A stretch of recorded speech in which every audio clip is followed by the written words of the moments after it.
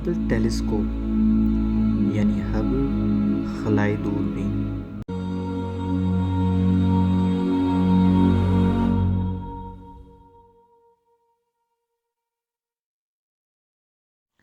Hubble telescope زمین کے گرد گردش کرنے والی خلائی دوربین ہے۔ اسے خلائی جہاز ڈسکوری کے ذریعے اپریل 1990 میں اسپیس میں بھیجا گیا۔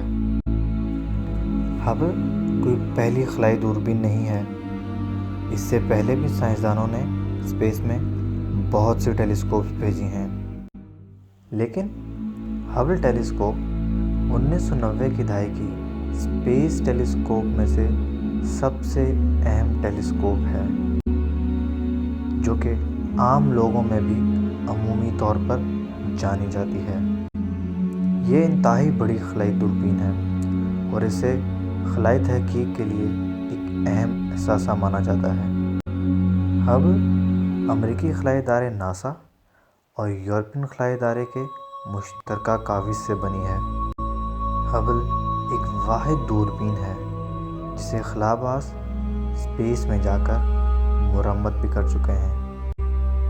اس کا مقصد ہبل ٹیلیسکوپ کی کارکردگی کو بہتر بنانا تھا اور اب تک ہبل کو 4 مرتبہ مرمت کیا جا چکا ہے۔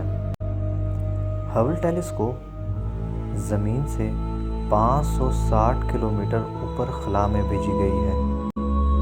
ہبل پہ لگے ہوئے شیشے کی لمبائی تقریباً 8 فٹ کے قریب ہے اور ہبل کی اپنی لمبائی تقریباً 45 فٹ ہے، جو کہ ایک اسکول بس سے بھی بڑی ہے۔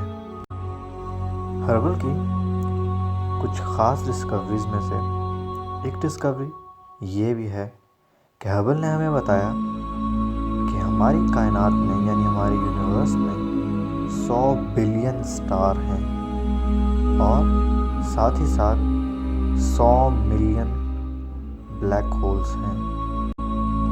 ہبل کی آج تک کی سب سے دور سے لی گئی فوٹو 13 ملین لائٹ ایئر دور سے لی گئی فوٹو ہے۔ ناسا نے پلوٹو کے 5 چاندوں کے بارے میں بھی پہلی دفعہ ہبل ٹیلیسکوپ کے تھرو ہی جانا تھا۔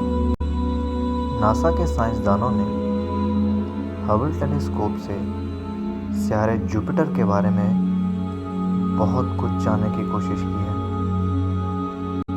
جس میں سے انہوں نے خاص طور پر جوپیٹر کے موسم کے بارے میں تحقیق کی کہ وہاں کا موسم کیسے اور کب بدلتا ہے۔ ہبل ٹیلیسکوپ نے جوپیٹر سیارے کی مختلف سالوں میں مختلف اوقات میں فوٹوز لینا شروع کی، جس کے تھرو ناسا کے سائنسدانوں نے اس بات کا اندازہ لگایا کہ جوپیٹر پر کب اور کیسے موسم تبدیل ہوتا ہے۔ اسٹوری پسند آئی ہو تو دوستو لائک ضرور کیجیے گا اور سبسکرائب ضرور کیجیے گا تاکہ آپ ہماری نئی آنے والی ہر ویڈیو کو فوراً سے دیکھ سکیں۔